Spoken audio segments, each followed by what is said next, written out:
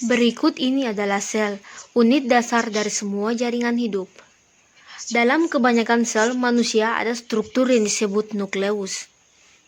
Inti berisi gen-gen. Pada manusia, gen dibagi antara 23 pasang kromosom. Setiap kromosom mengandung untaian panjang DNA yang tersusun erat di sekeliling protein yang disebut histon. Dalam DNA adalah bagian yang disebut gen.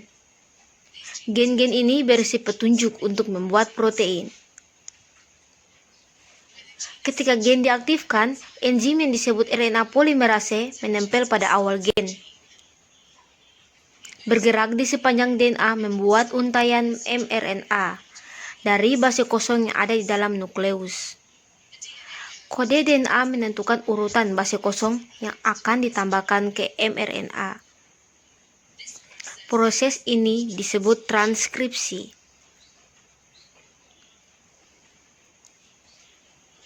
Sebelum messenger RNA dapat digunakan sebagai tempat untuk produksi protein, ini perlu diproses. Ini melibatkan menghapus dan menambahkan bagian dari RNA. mRNA kemudian bergerak keluar dari inti menuju sitoplasma.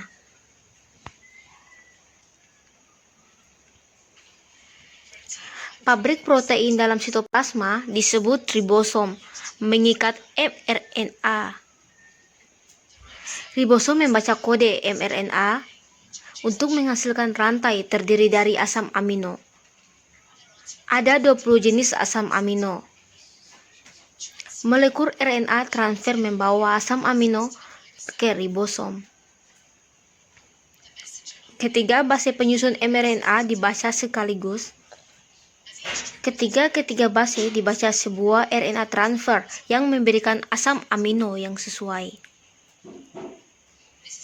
Hasilnya ditambahkan membentuk rantai dari asam amino.